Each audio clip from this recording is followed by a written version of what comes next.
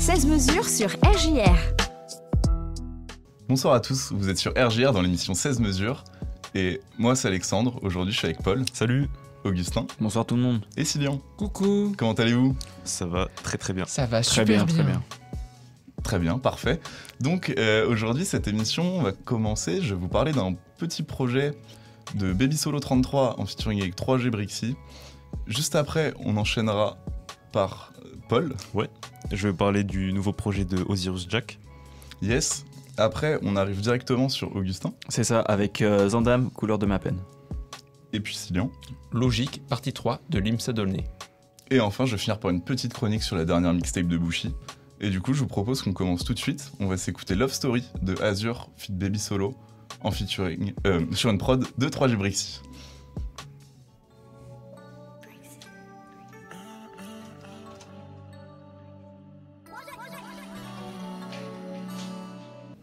Donc c'était Baby Solo en featuring avec Azure sur une prod de 3G Brixie. Et maintenant je vais vous parler un peu plus en détail de l'album en commun du coup entre Baby Solo et 3G Brixie. Donc qui sont ces gens-là? Eh bien Baby Solo 33 est une jeune artiste de Bordeaux caractérisée par son esthétique très rose, très girly qui fait très années 2000. En tout cas, elle s'est très vite fait un petit nom dans ce milieu puisqu'elle a très vite collaboré avec des producteurs de renom tels que Midsizer, DJ Widim ou encore très récemment Roseboy 666. Aujourd'hui, dans ce projet, elle collabore avec 3G et Brixie, deux producteurs bordelais aussi, qui ne chôment franchement pas puisqu'ils ont sorti 4 plutôt bons projets en moins d'un an. Je vous conseille d'ailleurs Tales of Genovi partie 1, qui est un EP très court mais très bien construit. Bref, assez parlé des artistes, parlons du projet maintenant. Sobrement nommé Stress et Paillettes, avec sa cover bien kitsch mais avec beaucoup de références faites par l'artiste Pella. Dans celui-ci, on a 3 featuring, Azure, Rilo et Yuri Online. 3 artistes qui collaborent souvent avec 3G Brixie, mais c'est une première fois pour Baby Solo. Tous ces featurings sont très cohérents par rapport à la couleur du projet, qui est vraiment très planant, un doux mélange de rose et de noir. Et c'est ce que Baby Solo nous dit pendant tout le projet. Elle nous chante pendant tout son projet ses histoires d'amour, qui se placent plus ou moins bien, le tout avec sa fausse naïveté, propre à son écriture. Elle parle aussi de Younglin comme son idéal romantique, pas forcément la personne, mais en tout cas sa musique. Elle le surnomme même Babylin. Contrairement à ses anciens projets, Baby Solo a compris que sa musique vaut de l'or, qu'elle se permet donc de l'ego trip et de flex sur sa musique. Enfin, ça c'est si on arrive à comprendre les lyrics, car avec une autotune très présente et parfois la voix qui passe un peu au second plan par rapport à la prod, comme si la voix était juste un instrument servant la mélodie. Bref, on a là un projet un peu compliqué à aborder au premier abord, mais qui se dévoile, je trouve, à la réécoute. Par exemple, moi je l'ai pas trop apprécié au début, et finalement, très bon projet. Donc je veux savoir ce que vous en pensez, donc Sylvian. Bah moi, c'est forcément des artistes que j'aime forcément parce qu'ils viennent de mes ancêtres, la Gironde. Mais hormis cela, j'aime bien Baby Solo. J'aime bien Baby Solo. Le problème de ce projet, c'est surtout les prods de 3G Brixie, si je peux dire. Parce que c'est vraiment des personnes qui sont en train de faire les éclaireurs du terrain, de tester de nouvelles sonorités. Je suis d'accord que les projets qui ont sorti l'année, ils étaient forts, mais il y avait un projet que j'avais pas trop aimé parce que c'était... Avec Yuri Online, qui était vraiment très expérimental pour le coup. Et là, ce que j'attendais vraiment sur Baby Solo, c'est qu'elle sorte un projet toute seule parce que, genre sur Roseboy ou sur Coup de pied puis Balayette, enfin c'était le morceau Balayette où ça allait vraiment pour elle. Mais là, avec les nouvelles prods où ils testent des sonorités, malgré qu'elle est forte et qu'elle arrive à s'adapter sur tous les sons, elle n'a pas vraiment sa propre identité et que je pense qu'elle a vraiment besoin d'un projet seul. C'est pour ça que j'ai pas forcément aimé tous les morceaux du projet. Il y a Stress et Paillettes que j'ai vraiment aimé et qu'aussi c'est un peu court comme projet, malheureusement. Ouais, c'est un petit essai, on va dire. Mais bon, on espère qu'elle fera un projet solo un peu plus tard. Ouais, moi je voulais rajouter quelques mots. J'ai découvert justement Baby Solo il n'y a pas très longtemps.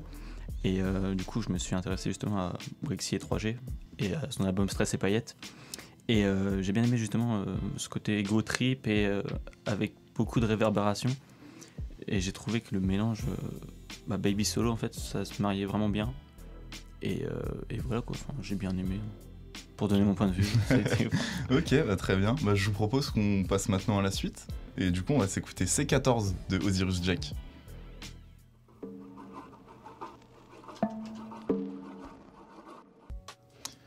On vient de s'écouter C14 d'Osiris Jack et maintenant Paul va nous parler de son dernier projet Nouvelle Ère. Et juste je voulais savoir si tu avais trouvé les PDF dans le Huawei Et les cassettes interdites que Washington recherche. C'est excellent. Excellent. Ouais. Alors effectivement, comme tu le dis, ça parle beaucoup de complots et je vais vous en parler un peu plus. Très bien. Alors cette semaine, je vous propose une chronique sous le thème du coup des complots, des organisations secrètes et des substances illicites de couleur verte. Donc plutôt cool. Vous en avez peut-être entendu parler, Osiris Jack a sorti le très très attendu, enfin pour ma part, Nouvelle Ère. Je vais commencer par faire un rapide portrait de Osiris, c'est totalement étranger pour vous. Alors Osiris Jack, c'est un rappeur sénégalais originaire de Dakar. Il est membre de 3 groupes, la Ligue des Ombres, CFR et Black Pyramids Clan. Il est très proche de Frisk Orleans, Slim C, Zukumaizi et Norsace Berlusconi et d'autres membres de ces groupes.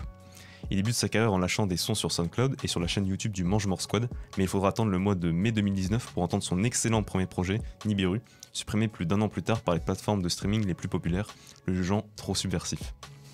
Il revient alors après avoir fait pas mal d'apparitions sur les projets de ses compères, toujours en se faisant remarquer pour son style d'écriture bien à lui et des phases toujours très techniques qu'on retrouve bien entendu sur Nouvelle Ère, le projet qui nous intéresse ici. Je viens de le dire du coup, Osiris Jack, c'est quelqu'un de très technique, pas forcément dans ses rimes, mais plutôt dans sa manière de poser. Il a tellement de phases différentes que personne ne peut prédire ses placements, ses lines, ses punchs à l'avance. Je trouve qu'il est vraiment unique dans son style et ça fait vraiment plaisir à entendre quelqu'un qui surprend comme ça à chaque fois. Et on l'entend peut-être pas la première écoute, mais quand on se penche un peu sur les paroles, on voit ses schémas, tout ça, il est vraiment imprévisible. Pour les feats dans l'album, on a pas mal de monde, plus que sur le projet précédent où il y avait très peu de personnes. On retrouve Kaki Santana, Roy Enoch, Frisk Orleans, Afro S et WG Kiluavi. Niveau texte, on a comme d'habitude la recette classique avec les complots qui lui tiennent vraiment à cœur. Il est au courant de choses qu'on n'imagine même pas. Sur cet album, en particulier, il parle d'une nouvelle ère, d'où le titre. Pour lui, on arrive à la fin d'un cycle, comme il le dit dans Ron Von Cleef, le son qui a annoncé un peu l'album. Bientôt le verso, c'est la DER. Osiris Jack annonce que nous sommes actuellement dans la dernière ligne droite en direction du verso. Ce même verso dans lequel nous sommes supposés rentrer est notamment retrouvé dans d'autres morceaux de l'artiste tels que Sacrifice de masse sur le projet Bluebeam de Frisk Orleans. Le verso, c'est un des 12 signes du zodiaque. Dans l'astrologie, l'ère du verso succédera à l'ère du poisson dans laquelle nous sommes environ depuis l'an 0. Et ce changement sera autour de 2150. Cette dernière date varie selon les astrologues et Osiris Jack nous en estime suffisamment proche pour en être à la porte. Mais alors, qu'est-ce qui se passera à ce fameux changement d'air ? Le Verseau, c'est en fait le Verseau, un homme portant une cruche. Lors du passage vers l'ère du Verseau, ce dernier reversera sa cruche sur la Terre. Cette intronisation est donc associée à un tsunami ou un déluge qu'Osiris Jack appelle un déferlement d'eau. Donc en gros, un déluge destructeur qui fera table rase du passé. Cette ère du Verseau, elle est vraiment centrale du coup dans le projet, même sur la cover qui représente la constellation du Verseau, un tsunami en arrière-plan et Osiris qui observe tout ça de face car préparé. Il y a un autre sujet important dans l'album, il parle beaucoup de la culture africaine précédant la colonisation et le fait qu'elle a été bafouée. Il en parle de manière implicite en général, mais parfois pas du tout. Par exemple dans le morceau avec le Roi Enoch et Kaki Santana, je vous laisse le découvrir si vous ne connaissez pas. Vous l'avez peut-être entendu dans le morceau C14 qui est passé juste avant. Il y a une intro avec quelqu'un qui parle et cette personne c'est Cheikh Anta Diop, un scientifique de métier et historien du Sénégal qui a passé sa vie à montrer l'apport de l'Afrique en particulier l'Afrique noire, à la culture et aux civilisations mondiales. Ses thèses sont controversées mais il a été précurseur de sa volonté de décrire l'histoire africaine précédant la colonisation. Aussi le morceau fait référence au carbone 14, élément utilisé ici pour révéler la couleur de peau des anciennes momies. Corrélation à faire avec les travaux d'anthropologie du professeur Cheikh Anta Diop. Ça paraît être un cours d'histoire comme ça, désolé. Mais tout ça pour vous dire qu'à la manière des théories du complot dont Osiris Jack s'inspire, tout est lié dans ses textes. Il fait des références à des personnages obscurs, des films et théories sombres trouvables sur YouTube, des PDF qui renferment des secrets, tout ça. Ça part dans tous les sens, mais quand on s'y intéresse, c'est un vrai terrain de lapin dans lequel on s'enfonce. C'est pour ça que cet album, je vous conseille de l'écouter 2 fois. Une fois normalement, comme ça en écoutant normal, et une autre fois avec Genius ouvert à côté pour un raté. Il nous invite à faire nous-mêmes nos propres recherches. Je vais conclure alors juste par vous conseiller d'écouter le projet, et si c'est pas déjà fait, vous intéresser à toute sa discographie. C'est vraiment un artiste très complet je trouve, et il apporte un vrai second souffle au 6-7 dont il fait partie. Et j'espère qu'il va nous sortir encore plein de projets du style pour alimenter son univers avec toujours plus de complots et de prophéties. Donc voilà, si vous avez écouté l'album, qu'est-ce que vous en avez pensé ? Alors, je vais commencer par le petit bémol, je trouve, du projet, ce sont les prods, qui sont peut-être un peu trop redondantes. C'est vrai que c'est souvent très sombre, mais... Ah ouais ? Ouais, je sais pas, ça m'a pas trop parlé. Mais sinon, ouais, pour du coup en revenir à ces placements qui sont quand même assez fous, son flow très très bien, et ouais, il faut vraiment se plonger dedans, du coup, avec toutes les références qu'il donne, et du coup, avec ces flows un peu imprévisibles, comment dire, à la première écoute, on en sort Hmm. pas bien. Enfin, Ouais, je vois. mais du coup, voilà, c'est un projet que j'ai grave apprécié et que je pense qu'il faudrait que je réécoute sur le long terme, comme Nibiru, quoi, qui était un peu dur à arpenter au début, mais que finalement. Après, trop si bien, je peux quoi. juste me permettre, pour ma part, je trouve que ce projet-là, il est plus dur à écouter plein de fois et tout, parce qu'il y a un peu de redondance, comme tu disais, les prods, mais encore, je suis pas totalement d'accord. Mais ouais, peut-être par rapport à Nibiru, il s'écoute un peu moins souvent, je trouve. Nibiru, on peut y retourner comme ça en boucle. Après, c'est parce que le projet est sorti il y a 1 semaine et demie, donc Ouais, peut-être. à voir avec On verra. le long terme. Moi, pour parler un peu de l'album, justement, il nous emmène vraiment dans une ambiance assez sombre, remplie de références, comme tu l'as dit, et enfin un bon mélange. Et on voit justement, enfin Osiris, il est connu justement pour découper un peu la prod. Enfin, franchement, avec des punchs, des références, vraiment un bon mélange. Et je pense justement, il faut l'écouter en 2 fois, parce que vraiment, sinon, je l'ai écouté une première fois, j'ai pas tout compris. Du coup, je vais le réécouter pour vraiment Ouais. mieux avoir les refs et mieux apprécier justement cet album. Alors pour moi, j'avais écouté son avant-dernier projet, c'est projet Nibiru. Là, on sent que au lieu d'être en première année de licence, il est en master. C'est parce que ses rêves sont beaucoup plus difficiles à comprendre. Niveau prod, moi j'avais vraiment peur que le succès de LMF tarisse sur ses prods, mais il reste sur ses bases avec toujours cette ambiance complotiste que vraiment ce qu'il a fait découvrir et ce que j'aime beaucoup. Après, il s'est un peu plus calmé sur ce qu'il dit, sauf bien sûr sur Laura Enoch, parce que Laura Enoch c'est quelqu'un de lui, déchaîné. quoi. C'est son personnage. Voilà. Je sais pas si c'est l'influence de la Pense sortie. que vu que c'est beaucoup plus implicite ces références, peut-être il dit des trucs un peu hardcore et tout, mais on comprend pas tout forcément. Mais c'est sûr par rapport à Nibiru qui est beaucoup vraiment très cru. Ouais, Oui, cru. oui, oui, C'est oui, pour ça que cru. ça a été retiré d'ailleurs, même si je suis pas trop d'accord avec la suppression. Mais voilà. Oui, mais c'est peut-être aussi à cause de la polémique de la sortie de Frisk Orleans, où là il s'est dit peut-être que je vais me changer, tu vois. Il aurait pu prendre le contre-pied et faire bah vas-y, maintenant c'est notre ligne de fabrique, on provoque et tout. Oui, après peut-être que aussi qu'il a cherché le succès, je sais pas. Je suis Il pas fait sûr comme il qu'enchaîner polémique sur polémique, c'est sûr que ça crée du buzz, mais je suis pas sûr qu'au long terme, Ouais, je sais pas peut-être. trop comment ça. Je pense pas Comment ça marche, que ouais. certaines salles de concert, tout ça, qui Ouais, veulent c'est l'accepter. Mais moi, c'est vraiment un projet que j'écoute, qui va quand même bien avec Nibiru parce que j'ai pas vraiment changé Ouais. une énorme évolution, sauf sur la manière d'écrire qui est plus entre les lignes. Parce qu'il y a des choses où j'ai rien compris la première écoute. C'est Et vrai je vais revoir sur Rap Genius. C'est vrai Vas-y. qu'on n'a pas parlé de la cover aussi, mais la cover, je la trouve très très jolie. Si j'en ai parlé un peu. Ouais. Ah, pardon. Mais quand comparé à Nibiru, tout ça, je trouve Ouais, Plus vraiment joli. aérienne. Ces teintes, Hmm. ces teintes de bleu et, Ouais, de, elle est belle. et de rouge. Vous voulez qu'on passe à la suite? Ouais. Oui, Ouais. oui. Donc je vais laisser Augustin faire sa chronique sur le premier album de Zamdan, nommé Couleur de ma peine. C'est ça. Donc, Couleur de ma peine, un projet sorti il y a très peu de temps. Donc, avant de connaître ce Zandam qu'on connaît, il en a fait du chemin. Il a fait un chemin plutôt atypique. Et il est arrivé à Marrakech à l'âge de ses 18 ans à peu près, pour s'installer justement à Marseille. Il découvre le rap très tard, c'est-à-dire à l'âge de 18 ans. Il en fait son obsession. Enfin, il écoutait plus des rappeurs aux gros titres, comme Mr. You, Lacrim, Booba, La Fouine, que des artistes un peu moins connus. Donc pour lui, ça a été vraiment une réelle découverte. Certains rappeurs qu'il découvre justement produisent un déclic. De là, il commence à composer. Donc il se considère comme un rappeur de Marseille, ce qui change un peu de ce rap qu'on connaît à Marseille, de cette institution du rap, comme SCH, Jul, Naps, et j'en passe. Il est connu principalement pour ses sons et son univers, sa musicalité très mélancolique, mélangeant par moments le français à l'arabe, un mariage des langues qui nous donne un bel alliage qui passe vraiment bien sur certains sons. Projet durant 1 heure. Donc dans ce projet, on sent que Zandam nous raconte une partie de sa vie bien plus triste que joyeuse. Il fait référence justement à sa sœur, parlant de son deuil, de son décès, parlant de sa famille, sa mère à qui il n'avait pas de quoi lui payer des soins, des galères financières qui viennent s'ajouter à ça, du fait aussi d'avoir traversé la mer et d'avoir presque fini à la nage, enfin c'est ce qu'il dit, et de sa foi envers la religion.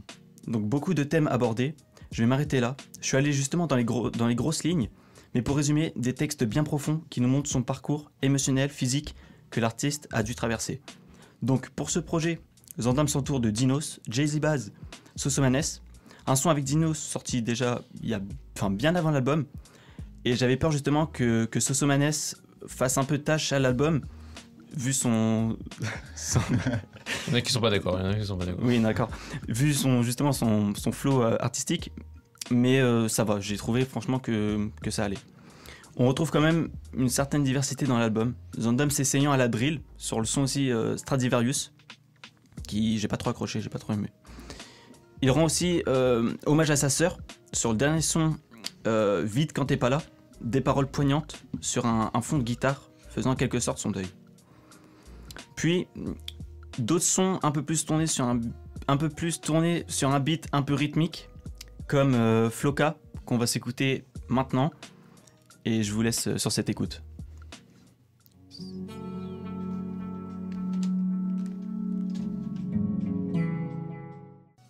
Donc voilà, on vient de s'écouter Floka, qui j'espère vous a plu. Donc pour revenir à l'artiste, on ressent vraiment justement du renouveau de la part de l'artiste, comme un certain nouveau départ avec ce projet, une liberté, un fardeau qu'il devait mettre sur la table, ce qu'il a fait. Je l'ai pris comme ça, du fait qu'il voulait un peu vider son sac pour justement se sentir mieux sur son premier album. Donc comme s'il était perdu et qu'il avait justement retrouvé son chemin.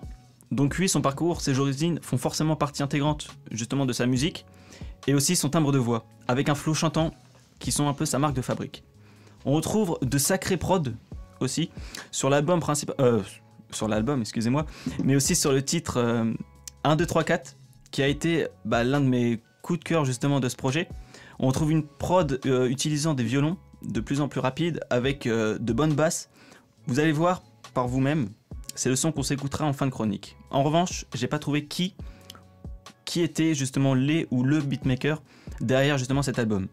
Donc pour moi ça a été une belle claque, très surpris, un Zandam qui nous emmène justement dans un voyage sans fin à travers son univers, passant de la mélodie à la mélancolie, ramenant de la joie et de la tristesse. Donc un bon mélange d'émotions qui, si vous prenez le temps d'écouter, vous pourrez sentir quand même son histoire et c'est assez touchant je trouve.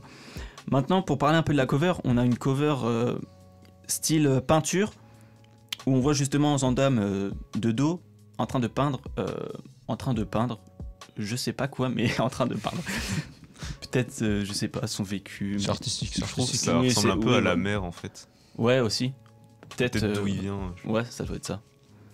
Je pense. Enfin voilà, sur ces belles paroles, on va se laisser sur 1, 2, 3, 4, qui, je pense, va vraiment vous plaire. Et puis, let's go.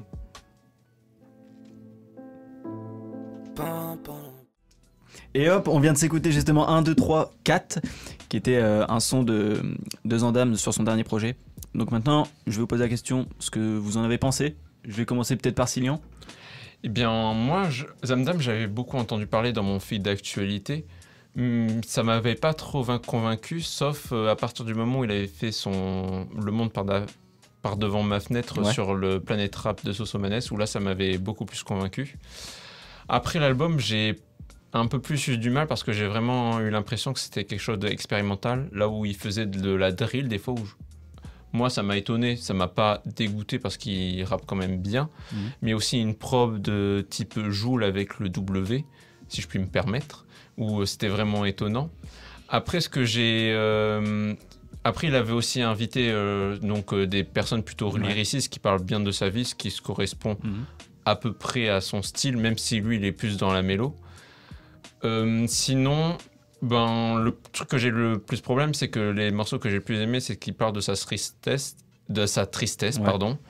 Et les rappeurs qui font ça, ils ont vraiment du mal à durer. Si je peux le comparer, c'est par exemple Rof, où vraiment ses morceaux les plus touchants, c'est quand il était triste.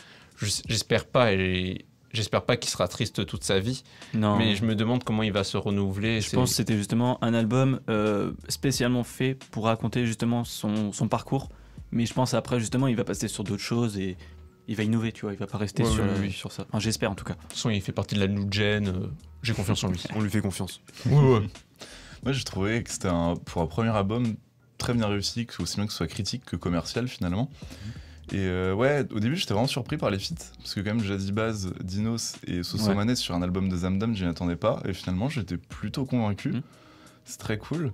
Ce que je peux dire aussi, un point positif, c'est qu'il se teste à plusieurs styles. Ouais. Par exemple, du coup, il y a la drill qu'on a parlé. Bon, je préfère la prod que le son, mais il a aussi fait de la plug que je trouve qu'il réussit plutôt bien et que moi j'aime bien, tu vois.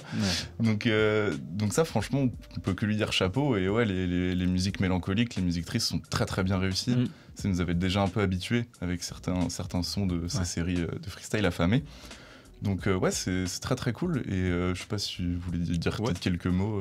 Moi j'ai bien aimé aussi, très, très bon album. Je connaissais vite fait, j'ai entendu parler aussi comme Silian avec la promo et tout. Et pour un premier album, je crois que ça a bien marché. Hein. Ouais, je pense. Ouais. Et ce qui est cool, c'est qu'il propose plein de sujets différents, donc la tristesse et tout, mais pas que. Donc c'est ça qui est cool. Je pense pas qu'il va s'enfermer et tout dans ce truc-là. Donc j'attends de voir, ça va être cool. Et aussi, on en a tous parlé, morceau de drill. Je trouve que c'est un peu une fausse note sur l'album, mais bon, on l'excuse, il fait d'autres trucs cool à côté. Donc c'est cool. Il a voulu essayer, quoi. Ouais, mais bon, je pense pas qu'il ait vraiment réussi, mais c'est pas grave. Et aussi, niveau feat, vachement hétérogène en fait. Je m'y attendais pas du tout. Ouais. Sosomanes sur le même album que Jazzy Bass. Mais bon, après, je trouve Sosomanes très très fort par rapport à ce qu'il a fait avant. Mais bon, on va pas s'éterniser sur lui. Mais du coup, ensemble, ouais, j'ai beaucoup aimé. Très bon album, c'est cool. Et vas-y, moi j'ai oublié de dire un truc, c'est qu'il chante aussi, enfin il rappe aussi avec sa langue natale, c'est chose qu'on n'a pas du tout l'habitude d'entendre. Ouais.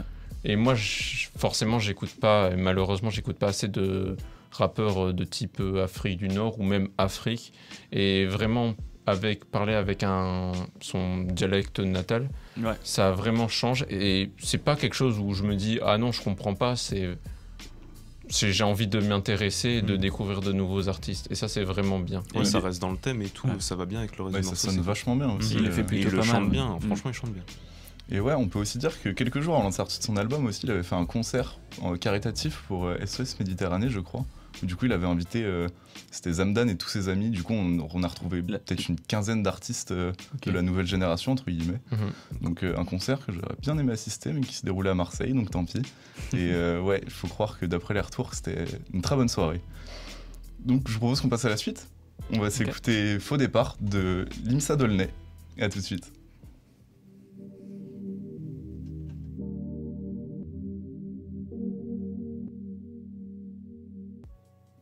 Ouais, alors c'est Limsa et tout le monde connaît où il habite et quand il est né, et aussi ce qu'il boit au petit déjeuner.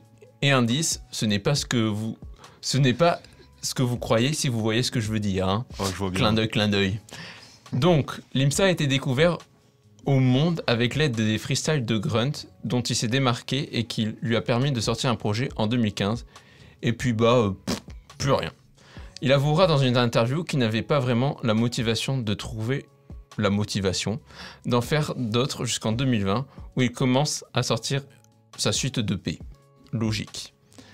Alors, pour définir Limsa, je vais reprendre une phrase d'une journaliste. Le rap de trentenaire poste des illusions de la vie d'anciens passionnés et de kiffeurs bons vivants, très peu enthousiastes mais pas déprimés, ce qui le caractérise très bien, je trouve.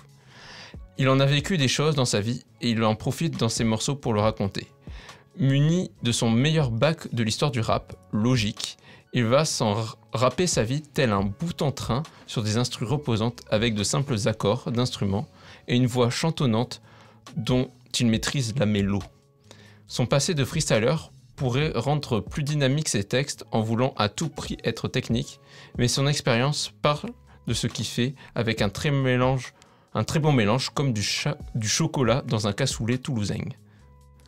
Dans ce dernier EP, Logic Partie 3, son thème est un peu plus sombre où il explique ses addictions au rap, mais aussi à l'alcool et Pour revenir sur le chocolat dans le cassoulet. Perso, ce mélange, il m'inspire pas confiance.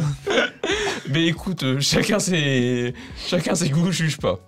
Donc, j'en étais où? Il explique ses addictions au rap, mais aussi à l'alcool et à la fumette. Ses addictions le détruisent. Et... Concentrez-vous. Oui, c'est dur. Ses addictions le détruisent et n'exprime que son futur en disant qu'il est incertain. Il préfère donc passer à ses regrets du passé comme son rêve de devenir footballeur dans le morceau Footballeur. Il reste quand même de son humour avec ses punchlines. Moi, quand je dis je veux pas être un bâtard, je peux pas être un bâtard, j'ai que 4,9 sur Blablacar. C'est rigolo. Pour finir, je vous conseille de vous intéresser à ces projets et pas que ces EP, ces freestyle. Je vous laisse le Mac Yo Yo Yo au chroniqueur propre. J'ai nommé Paul. C'est moi ça. Ouais, c'est toi. Ok.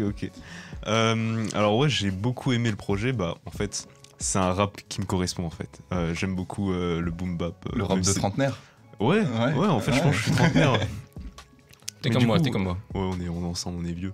Mais du coup, ouais, j'ai beaucoup aimé. Bah, en fait, toute sa trilogie. 1, 2, 3. Différents sujets, du coup, sur chaque épisode de la trilogie. Et j'ai trouvé ça sympa. Ça passe. Il y en a un qui est beaucoup plus axé sur son quartier dans l'ensemble. Donc le 1. Le deuxième sur un peu sa vie et tout. Et le troisième, celui-là, vachement personnel et tout, j'ai trouvé. Oui. Donc c'est vraiment sympa de voir cette évolution. Et ouais, donc ce qu'il propose, c'est cool. C'est dommage qu'il soit pas plus écouté. Je trouve qu'il a beaucoup de choses à proposer. Il faut juste que les gens s'intéressent un peu à toute sa discographie. C'est vraiment à prendre dans l'ensemble et pas juste cette EP-là unique. Très bien, bah merci beaucoup. Donc si vous avez rien d'autre à rajouter, je propose qu'on passe à la suite. Donc on va s'écouter Marathon de Bouchy. À tout de suite dans 16 mesures.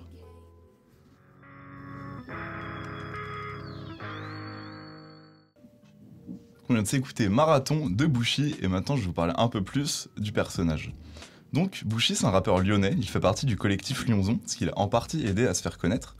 Mais Bouchy se démarque un peu du style du collectif et sort du style no mélo du collectif propre à Lyonzon. Donc on le comprend en 2019 lorsqu'il sort la Saturn Tape Volume 1 avec le groupe qu'il a formé avec un membre de Lyonzon, Moussi, et un ex-membre, Azur. Le même Azur qui était présent sur l'album de Baby Solo. Donc cette tape a grandement aidé à élaborer l'univers autour de Bouchy, un univers froid, très pessimiste, très planant, le tout bercé par les 808. Donc en 2020, il nous sort 2 projets solo, Bouchy 1 et Bouchy 1.5. Et dans cette tape, il y a un son qui a retenu l'attention du grand public, c'est Obito, et uniquement ce titre. Un titre qui n'avait pas pourtant vocation à péter, il l'a pourtant fait, et ce pour une bonne raison, TikTok. Ce son est devenu un peu une trend, et donc comme vous le savez, TikTok influe de fou l'industrie musicale, donc aujourd'hui ce son a 16 millions de streams. C'est quand même assez énorme pour lui, oui. Mais j'y reviendrai un peu plus tard. Donc le 25 février, Bouchy nous sort la suite de la Bouchy Tape Volume 1, qui regroupait des titres de Bouchy 1 et 1.5, sortis uniquement sur SoundCloud. Donc avant ça, il a sorti 2 singles avec des clips et ça m'a étonné de ne pas les voir dans la Bouchy Tape parce que c'était 2 titres qui avaient extrêmement bien marché et ça aurait franchement pu servir de hit au projet pour du coup avoir plus de ventes en première semaine par exemple, parce qu'on les connaît. Bref, parlons maintenant du projet et première surprise, puisqu'on retrouve 3 producteurs venant d'outre-Atlantique et de renom qui plus est. On a 808 Melo, qui a beaucoup produit Pop Smoke et par exemple un son qui s'appelle Dior, je sais pas si ça vous dit quelque chose. Mais Jamais entendu parler. Parfait. Donc on a Wanda Girl aussi qui a travaillé beaucoup avec Travis Scott, Rihanna, Drake. Et on a aussi DJ Durel qui a aussi travaillé avec les Migos, donc quand même 3 gros producteurs. Et en beatmaker français, on retrouve aussi Freaky, Taemin Teken et Shumi. Et franchement, leur travail tâche vraiment pas à côté de ces gros noms américains, bien au contraire. Donc niveau featuring, Bouchy a décidé de consommer local, puisqu'il n'y en a qu'un seul, Moussi, son collègue depuis le collège. Donc arrêtons maintenant les présentations et rentrons dans la musique. Donc bourré d'ego trip, les lyrics de la Bouchy Tape Volume 2 sont une bonne porte d'entrée à l'univers. Un univers rempli de diamants, de liasses, de marques de luxe, pas trop de voitures étonnamment, de remarques pessimistes sur le monde, de weed, de lean, etc. On sent aussi l'envie de ne pas se mélanger et de ne pas fréquenter les cloud chasers, c'est-à-dire les suiveurs de buzz, on va dire ça comme ça. On le comprend avec la première phrase du projet, je leur donnerai pas l'heure avec Big Ben. Donc là où Obito commençait par J'ai la coupe à Toby, ici Parachute, le 7ème track du projet, commence par J'ai la coupe à personne. Donc on a une évidente référence entre les deux, mais je pense qu'il dit ça pour s'éloigner de la fame qu'il a eu grâce à TikTok, et que maintenant il veut la fame, mais uniquement grâce à sa musique et pas grâce à une trend. Donc avec beaucoup de références aussi bien cinématographiques que designers plus ou moins connus, il nous rappe ses démons et l'importance pour lui de rester seul. Le tout avec un flow très dédaigneux. Il se trouve au-dessus des autres rappeurs, et plein de fois dans le projet, il ne rappe même plus et laisse simplement la prod faire effet. Ses placements extrêmement précis surprennent avec sa voix très nonchalante qui sublime les prods qui sont d'excellente facture. En passant par des 808 qui bavent, des sonorités rappelant des guitares distordues, des synthés pitchés, du piano au saxo, on a vraiment de tout dans cette tape. Chaque prod ajoute une ambiance différente et chacun peut y trouver son compte. Mention spéciale à la prod de Fen que je trouve vraiment très anxiogène et très cool, rarement l'habitude d'entendre quelque chose de comme ça. Donc pour moi, la Bushy Tape Volume 2 c'est une vraie réussite et elle s'inscrit parfaitement dans la discographie du jeune artiste en tant que, d'après moi, peut-être l'un des projets des plus aboutis et peut-être aussi l'un des plus simples à arpenter aux premiers abords. Maintenant je vais vous demander qu'est-ce que vous en avez pensé de cette Bushy Tape. Vas-y, moi. Donc moi je pense pareil que toi, j'avais un peu peur sur le projet, surtout que c'est pas quelqu'un qui est régulier, c'est quelqu'un qui met des projets qui sont pas forcément notables, surtout en ce moment, enfin sauf là bien sûr, parce qu'avec l'influence du 667 et de Lyonzon, je m'attendais forcément à des feats Freeze Corleone et H22 sur la tracklist, même si ils sont pas mauvais, mais c'est juste que c'est un peu redondant que quand tu es un membre de Lyonzon et du 667, tu fais forcément un feat avec les deux pour faire un maximum de streaming et un maximum d'argent. Mais là, avec la tracklist, ça m'a réconforté parce qu'il y avait que Moussi, quelqu'un qui est proche de lui. Et même sur ce morceau, c'est pas quelque chose qui vient déranger l'atmosphère du projet. Moussi, dans le morceau, il vient s'insérer comme si c'était normal. On n'est vraiment pas du tout étonné. La continuité de tout voilà. ce qu'il a fait. Après aussi, il maîtrise, c'est un des rares rappeurs qui maîtrise bien la guitare saturée. Parce que c'est vraiment en vogue le retour des années 2000 où on remet en goût les mots. Là, il s'entoure vraiment de beatmakers de Romon, Choumi, Freaky ou ceux des États-Unis qui permet d'avoir de bonnes prods et son aisance qu'il a fait tout au long de sa carrière de poser sur n'importe quelle prod et de bien manier tout son son. Donc vraiment c'est un album que je conseille. Surtout si vous aimez bien les nouvelles sonorités, les trucs qui se font aux États-Unis, bref, voilà. Bushy, je l'ai découvert du coup avec quelques projets comme ça vite fait en featuring et je suis content d'avoir, c'est la premier projet que j'écoute en entier et je suis vachement surpris en fait, j'aime beaucoup. Après il y a certains sons que j'aime beaucoup plus, mais c'est surtout par rapport aux prods en fait. Son projet est pas porté par les prods, mais plus ça l'élève en fait encore plus. Donc c'est cool à entendre plein de mecs super forts. Donc c'est cool. Ça permet d'avoir un projet vraiment très très solide. Et voilà, si vous connaissez pas, foncez. Non, c'est très cool. Mais le coup des prods qui élèvent le projet, je suis carrément d'accord avec ça. Mais en fait, c'est des prods, je pense, qui sont c'est dur à poser dessus. J'en pense à certaines, c'est plutôt compliqué. Et en fait, le fait, sa voix nonchalante, sa manière de parler très nonchalante aussi, et le fait qu'il laisse la prod tourner à la fin, par exemple, dans Marathon, qu'on a entendu, il y a 40 secondes de prod à la fin, et ça dénote pas du tout avec l'envers du projet, c'est cool, ça. Et je trouve ça très très cool. Donc voilà. Ouais, moi, je l'avais écouté, je l'ai connu sur Saturn City. C'est ça son ancien album. Citizen, ouais, c'est ça. Et sur cet nouvel album, on retrouve le Bushy quoi, avec son timbre de voix qui est remarquable quand même. Il a vraiment un timbre de voix bien à lui. Et ça va, j'ai bien aimé. Ça va, ouais. Cool. C'est concis mais simple. Et moi aussi, ce que j'aime bien, c'est... On va faire un peu d'hors sujet, mais ce que j'aime bien avec sa nouvelle génération, c'est que dans les années 2010, c'est qu'on avait enchaîné aussi 2020, c'est qu'on avait enchaîné sur de la trap et de la drill, qui étaient des prods extrêmement faciles à placer, et que là, les nouveaux artistes, ils font vraiment l'art du placement, où c'est vraiment une technique à part entière de placer sur des prods difficiles. Et je pense que Bushy l'incarne très bien, et comme il avait dit dans ce texte, c'est soit, quand t'écoutes tes sons, c'est soit c'est dans le futur, ou soit que t'es sourd. Et ça, je trouve que ça le résume très bien. Ouais, je suis bien d'accord. Aussi avec pour rebondir sur ce que tu disais, il y a aussi le timbre de voix qui joue beaucoup et l'autotune qui est peut-être un peu plus présente qu'avant, enfin du moins sur ces prods-là. C'est l'expérience qu'il a acquis. Donc, l'émission touche à sa fin actuellement.